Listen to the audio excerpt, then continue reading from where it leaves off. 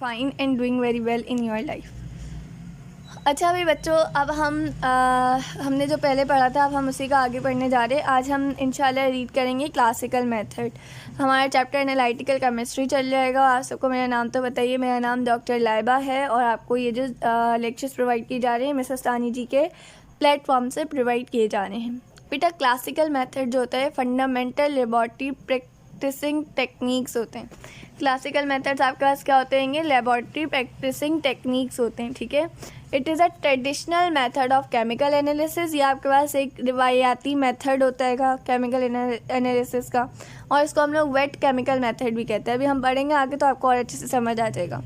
Classical methods are those analytical techniques which does not use any mechanical or electronic instrument rather than weighing balance।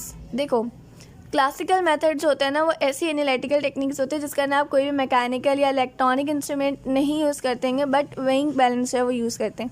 ये जो method होता है basically किससे relate करता है? Chemical reaction से रिलेट करता है जो एनालाइट और रिएजेंट्स के दरमियान का होता है, ठीक है। अभी हम देख लेंगे आगे से।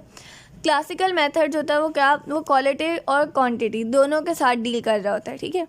जैसे कि अगर आप केमिकल और फ्लेम टेस्ट को देखें तो क्वालिटेटिव और टेटेमेटिक और ग्रामेटिक एनालिसिस जो है वो आपके पास क्वांटिटेटिव में भी आ जाती है। हम देख लेते हैं टाइट्राइमेट्रिक एनालिसिस। ये किस लिए यूज़ होती है? यूज़ होती है बेटा किसी भी सोल्यूशन का वॉल्यूम जो होता है ना उसको डिटरमाइन करने के लिए कि उसका वॉल्यूम कितना, उसका हजम कितना है, ठीक है। उसका वॉल्यूम जो होता है ना उसको डिटरमाइन करने के लिए हमारे पास जो मेथड यूज़ होता है वो हमारे पास कौन सा होता है? वो हमारे पास टाइट्राइमेट्रिक एनालिसिस होता है, ठीक है। इसके अंदर आपको कंसंट्रेशन पता होती हैगी, ठीक है। अच्छा भाई जो ये जो हमारे पास होती है इसको हम टाइट्राइमेट्रिक एनालिसिस को वॉल्यूमेट्रिक एनालिसिस भी कहते हैं, ठीक है। इसलिए क्योंकि इसके अंदर जो जनरल रूल होता है ना बेसिकली हम किसका अप्लाई कर रहे होते हैं? हम वॉल्यूमेट्रिक मेजरमेंट के लिए रीजेंट के हम टाइट्रेशन का जो ना रूल होता है ना उसको अप्लाई कर रहे होते हैं। उसके थ्रू हम वॉल्यूम जो होता है उसको फाइंड आउट कर रहे होते हैं, ठीक है। अच्छा भाई एक सेकेंड रुकिएगा। हाँ, The trimetric analysis is also known as volumetric analysis, in which general rule of titration is applied, in which volumetric measurement of a reagent takes place, which is known as titrant, and this titrant complete in chemical reaction with analyte. The general equation reaction of trimetric analysis is as follows। देखो अब इसके अंदर A जो है ना वो आपके पास नंबर ऑफ मोल्स है और A आपके पास एनालाइट है, ठीक है, जो आपके पास सैंपल में मौजूद है। ये किसके साथ रिएक्ट कर रहेगा? ये जो इसके अंदर T है ना, T मोल्स है, और किसके मोल्स है? टाइट्रेंट के मोल है, इसके साथ ये रिएक्ट कर रहे हैं। बेटा टाइट्रेंट क्या होता है? टाइट्रेंट बेसिकली ना आपके पास ना सोल्यूशन होता है, किसी भी कंसनट्रेशन का सोल्यूशन होता है जो आपको पता होता है, जो किसी और सोल्यूशन में डाला जाता है ताकि दूसरे सोल्यूशन की जो कंसनट्रेशन है ना वो मालूम की जा सके। और एनालाइट आपके पास जैसे कि फॉर एग्जांपल आप NaOH और HCl की एग्जांपल देख लें। और एनालाइट आपके पास क्या होता है? आपके पास केमिकल सब्सटेंस होता है, ठीक है, that is subject for chemical analysis और constituent going to be major, for example 24 carat gold, मतलब जिसको भी मेजर करना होता है आपके पास एनालाइट होता है। और इंडिकेटर क्या होता है? जो आप कोई भी ऐसा सब्सटेंस जो कलर को चेंज कर दे, जो आपको बता दे कि वो एसिड है या बेस है, ठीक है। बस सिंपल ये RDU में नॉलेज मौजूद है, आप नहीं याद कर लीजिएगा, ठीक है। अच्छा भाई आपको मैंने बताया इसके अंदर ये जो आपको इक्वेशन दी हुई है इसके अंदर बेटा ये A आपके पास मोल है, number of moles of analyte है, और ये A आपके पास एनालाइट सोल्यूशन है, ठीक है। T आपके पास number of moles of titrant, और ये कैपिटल T आपके पास टाइट्रेंट है, ठीक है। ये जो आपके पास सोल्यूशन है, जो आपके पास प्रोसेस है टाइट्रेशन का, ये रिएक्शन जो है ये एक फ्लास्क में होता है, ठीक है, जिसके अंदर एनालाइट मौजूद होता है, ठीक है। और जो ब्यूरेट होती है ना उसके अंदर क्या मौजूद होता है? उसके अंदर मौजूद होती है कि टाइट्रेंट। अब आप ये देख सकते हैं बहुत छोटी सी पिक्चर है ये, लेकिन आपको ये नज़र आ रहा है ये वाला जो ये है ये ब्यूरेट है, ठीक है। और ये जो नीचे है ना ये आपके पास फ्लास्क है, ठीक है। अब आप ये देखें कि मैंने आपको बताया कि आपके पास फ्लास्क के अंदर क्या मौजूद है। आपके पास फ्लास्क जो है ना उसके अंदर एनालाइट मौजूद है और ब्यूरेट जो है उसके अंदर टाइट्रेंट सोल्यूशन मौजूद है, ठीक है। अब ये जो है ना टाइट्रेंट, इसको हम लोग किस में डिलीवर करना शुरू कर देंगे? हम इसको फ्लास्क में डालना शुरू कर देंगे। जब टाइट्रेशन कंप्लीट हो जाएगी ना तो सफिशिएंट अमाउंट ऑफ टाइट्रेंट जो आपका एनालाइट में ऐड हो चुका होगा केमिकल रिएक्शन के लिए, और जैसे इक्विवेलेंस पॉइंट रीच करेगा हमारी जो टाइट्रेशन है वो कंप्लीट हो जाएगी। अब आप इसके अंदर इंडिकेटर डालेंगे एंड के अंदर ताकि आपको पता चल सके, ठीक है ना। तो टाइट्रेशन बेसिकली क्या होती है, टाइट्रेशन हमारे पास कंपैरिजन होता है volume of solution of known concentration with the volume of solution of unknown concentration, यानी एक की कंसनट्रेशन आपको पता है दूसरे की नहीं पता, तो उसके दरमियान का कंपैरिजन आपके पास टाइट्रेशन कहलाता है, ठीक है। अच्छा भाई, उसके बाद है ग्रेविमेट्रिक एनालिसिस। ग्रेविमेट्रिक एनालिसिस आपके पास बहुत पुराना और इम्पॉर्टेंट टेक्निक है क्वांटिटेटिव एस्टिमेशन की, ठीक है। अच्छा भाई, ये आपके पास जाहिर सी बात है केमिकल एनालिसिस में आ जाता है। ये टेक्निक आपके पास क्यों यूज़ होती है, आपके पास किसी भी चीज़ के डिटरमाइन करने के लिए वेट के ज़रिए आप किसी भी चीज़ को डिटरमाइन करते हैं इसके अंदर, ठीक है। ये आपके पास एक्यूरेट एनालिटिकल मेथड होता है, सही है।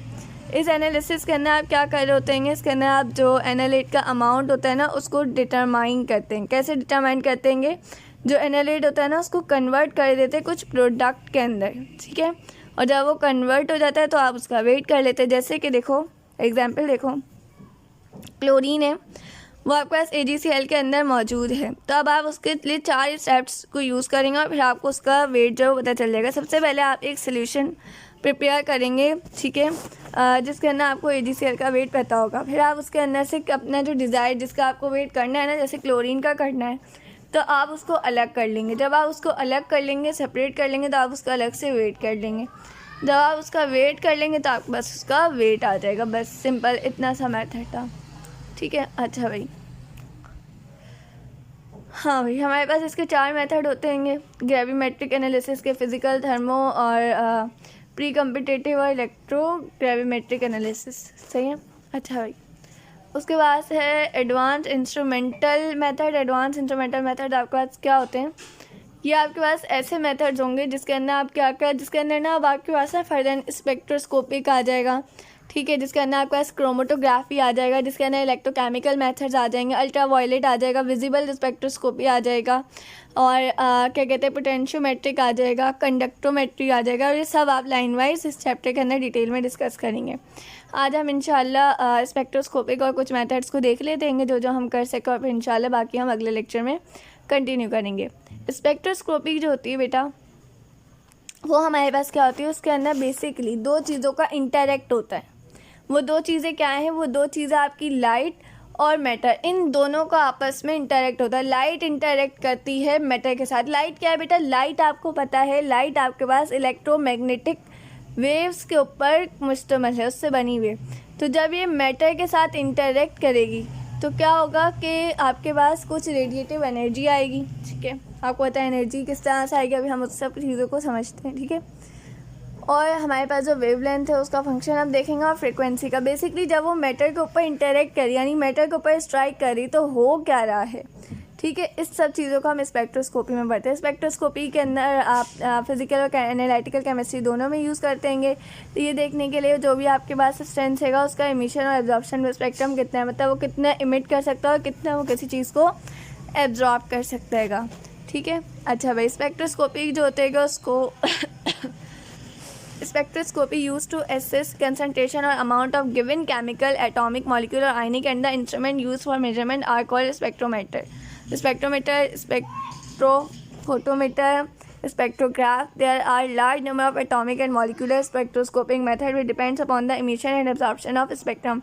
But here we will discuss 2 main spectroscopic methods of ultraviolet and infrared spectroscopic methods. देखो हमारे पास स्पेक्ट्रोस्कोपिक के ना बहुत सारे स्पेक्ट्रोस्कोपी के ना बहुत सारे मेथड्स हैं और आपको ये सारे गिवन भी हैं, लेकिन हम यहाँ पर ना अभी 2 ही को डिटेल में डिस्कस करेंगे, एक अल्ट्रावायलेट और एक इंफ्रारेड, ठीक है। इसी के थ्रू आपको ये समझ आ जाएगा। देखो अल्ट्रावायलेट और विजिबल स्पेक्ट्रोस्कोपी आपके पास क्या होती है, इसको हम एक और नाम देते हैं। इस स्पेक्ट्रोस्कोपी को हम लोग इलेक्ट्रॉनिक स्पेक्ट्रोस्कोपी भी कहते हैं, ठीक है। ये आपके पास क्वांटिटेटिव टेक्निक होती है, ठीक है, जिसके अंदर आपको ये पता चलता है कि कोई भी सब्सटेंस जो है वो लाइट को, कोई भी कंपाउंड लाइट को कितना एब्जॉर्ब कर सकता है। ये कैसे हमें पता चलता है, ये हम लाइट की इंटेंसिटी को जब हम किसी भी सैंपल से गुजारते हैं ना, फिर उसको मेजर करते हैं कि किसी सब्सटेंस से गुजरने के बाद लाइट हम तक कितनी आ रही है, कितनी लाइट उसमें से पास हो गई, कितनी उसमें एब्जॉर्ब हो गई, उस तरीके से हमें पता चलता है। 1 सेकेंड रुकिएगा। अच्छा भाई, ये जो इसका अच्छा भाई, the basic principle of this spectroscopy is interaction between light and matter. आपको बताएगा भाई इसके अंदर आपको क्या पता चलेगा, इसको लाइट और मैटर का आपको बेसिक इंटरेक्शन जो है वो पता चलेगी, ठीक है। But here light wavelength is ultraviolet. अब यहाँ पर आपके पास लाइट वेवलेंथ कैसी है, अल्ट्रा वायलेट में, ठीक है। And process is formation of spectrum due to absorption of ultraviolet light to the chemical compound और sample. The wavelength range of ultraviolet और विजिबल स्पेक्ट्रोस्कोपी, ये आपको वेवलेंथ की रेंज थी, इसको याद रखना है। अब आप यहाँ देखें, ये प्रिज्म है, ठीक है, और ये किसके अंदर रखा हुआ है, इसको एक उसके अंदर रखा हुआ है जिसको हम कहते हैं मोनोक्रोमेटर। इसके असल में इसको हम लोग मोनोक्रोमेटर क्यों कहते हैं, क्योंकि इसके अंदर बस यहाँ पर एक छोटी सी ओपनिंग है, ठीक है। लाइट जो है वो इस प्रिज्म से गुजरेगी, गुजरने के बाद इस सैंपल पे जाएगी, सैंपल के बाद ये लाइट जो है वो ट्रांसमिट होगी फोटो डिटेक्टर पे, जो डिटेक्ट करके बताएगा कि कितनी वेवलेंथ जो है, कितने साइज़ की जो है वो पास हुई और कितनी एब्जॉर्ब हो गई है, ठीक है। अच्छा भाई, इंफ्रारेड स्पेक्ट्रोस्कोपी जो है वो हमारे पास एनालिटिकल मेथड है, 1950 में इंट्रोड्यूस करवाया गया था। इसके अंदर हम लोग क्वालिटी और क्वांटिटी दोनों को देख रहे होते हैं, ठीक है। अच्छा भाई, इसके अंदर हम क्या करते हैं, इसका नाम information about samples in less time and cost effective. देखो, हम इसके अंदर इन्फॉर्मेशन लेते हैं सैम्पल्स के बारे में थोड़े से टाइम के अंदर, ठीक है। It is non hazardous because no any polluting chemical is required for this analysis. ये नुकसानदेह नहीं होता है क्योंकि इसके अंदर कोई भी आप ऐसा केमिकल यूज़ ही नहीं करते जो पॉल्यूटिंग होता है, ठीक है। इसके अंदर आप बेसिकली क्या यूज़ करते होते हैं, it is basically use for specification of functional groups in food products. इससे आपको क्या पता चलता है, इससे आपको पता चलता है कोई भी फूड प्रोडक्ट है, पॉलीमर है, इंडस्ट्रीज़ है, उसके अंदर जो फंक्शनल ग्रुप्स है ना वो कौन से हैं, ठीक है। अच्छा भाई, it is an effective tool for quality control in different industries. ये इंडस्ट्रीज़ में भी यूज़ हो रहा होता है, ठीक है। इलेक्ट्रोमैग्नेटिक रेडिएशन जो होते हैं आपको पता है कि उनकी एनर्जी लो होती है। अच्छा, मैंने बताया था ना कि अगर एनर्जी लो होती है तो क्या चीज़ ज़्यादा होती है, वेवलेंथ ज़्यादा होती है, ठीक है। तो विजिबल रेडिएशन से इनकी एनर्जी लो होती है, तो इस वजह से हम इसको क्या कहते हैं, हम इसको इंफ्रारेड रेडिएशंस भी कहते हैं। ये जो ऑर्डिनरी इंफ्रारेड रीजन्स होते हैं ना हमारे पास, कहाँ से एक्सटेंड कर होते हैं, 2.5 माइक्रोमीटर से लेके 15 माइक्रोमीटर तक होते हैं, ठीक है। और जब इंफ्रारेड रेडिएशन जब भी आप उसको किसी भी ऑर्गेनिक मॉलिक्यूल से पास करवाते हैं, कोई भी मॉलिक्यूल है, कोई भी फूड है, उसमें से पास करवाते हैं, तो एनर्जी जो होती है ना वो एब्जॉर्ब कर लेता है वो मॉलिक्यूल, ठीक है। और एब्जॉर्ब करने के बाद उसके पास से वो क्या प्रोड्यूस करना शुरू कर देता है, वो वाइब्रेशन आना शुरू हो जाती है उस मॉलिक्यूल के अंदर, और जो एनर्जी होती है ना वो एब्जॉर्ब नहीं होती बल्कि वो ट्रांसमिट हो जाती है, क्योंकि वो वाइब्रेट हो रहा होता है ना, तो उसको हम लोग वाइब्रेशनल स्पेक्ट्रोस्कोपी कहते हैं, ठीक है। अच्छा भाई, अगला मेथड आपके पास क्रोमेटोग्राफी है। क्रोमेटोग्राफी जो है ये भी आपके पास एक सेपरेशन टेक्निक होती है कि इसके अंदर आप डिफरेंट कलर्स को और डिफरेंट चीज़ों को जो है वो सेपरेट करते हैं। इसके अंदर आप प्यूरिफिकेशन, आइसोलेशन, कंपैरिजन करते हैं कंपोनेंट्स के, ठीक है, कि कौन सा सब्सटेंस जो है वो वोलेटाइल है, मतलब उड़ जाता है अगर आप उसको एनवायरनमेंट पे रखा और वो एवोपरेट हो जाए, उड़ जाए, वोलेटाइल हो जाए, जैसे थिनर वगैरह होते हैं जिससे नील पॉलिश साफ़ होती है। Soluble substances, organic, inorganic, polar, non polar, ये सब कुछ। क्रोमेटोग्राफी होती है, ये प्रोसेस होता है जो कैसे स्टार्ट होता है, जो मोबाइल फेज से स्टार्ट होता है, ठीक है। Start with the mobile phase in which, अच्छा मोबाइल फेज क्या होता है, मोबाइल फेज सुन लो, moving fluid stream of liquid containing sample up to stationary phase is called mobile phase. देखो, मोबाइल फेज ऐसा होता है जिसके अंदर जो फ्लूइड होता है ना मूव करता है, और स्टेशनरी फेज ऐसा होता है जिसके अंदर आपका जो फ्लूइड है वो मूव नहीं करता है। तो ये कब स्टार्ट होती है, जब आपका जब फ्लूइड मूव कर रहा होता है ना, तब आप क्रोमेटोग्राफी का प्रोसेस स्टार्ट कर सकते हैं, ठीक है। और आपका ये कब तक चलता रहता है, तब तक स्टेशनरी फेज नहीं आ जाता है ना, जब तक क्रोमेटोग्राफी चलती रहती। डिफरेंट कंपोनेंट्स होते हैं मिक्सचर के जो ट्रेवल करते हैं मोबाइल स्टेज से स्टेशनरी फेज तक, मतलब उनकी स्पीड, उनकी रिटेंशन टाइम, उनकी हर चीज़ अलग होती है। तो वो क्रोमेटोग्राफ जो होता है ना उस पर अलग अलग उस पर आ जाते हैं, कोई ऊपर आ जाता है, कोई नीचे आ जाता है, अब उसके अंदर डेंसिटी वगैरह के भी फ़र्क आ रहे होते हैं, ठीक है। आपके पास मेन जो टाइप होती है क्रोमेटोग्राफी की वो दो होती है, गैस क्रोमेटोग्राफी और लिक्विड क्रोमेटोग्राफी, जिसको नीचे डिस्कस किया और हम उसको इंशाल्लाह अगले लेक्चर में डिस्कस करेंगे।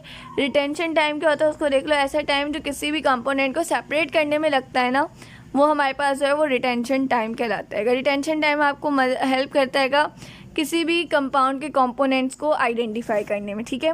इंशाल्लाह अब अगले लेक्चर के अंदर हम लोग हाई परफॉर्मेंस लिक्विड क्रोमेटोग्राफी को समझेंगे, और जो डिफरेंट इस चैप्टर की जो चीज़ें रह गई हैं उसको डिस्कस करके इस चैप्टर को वाइंड अप करेंगे, ठीक है।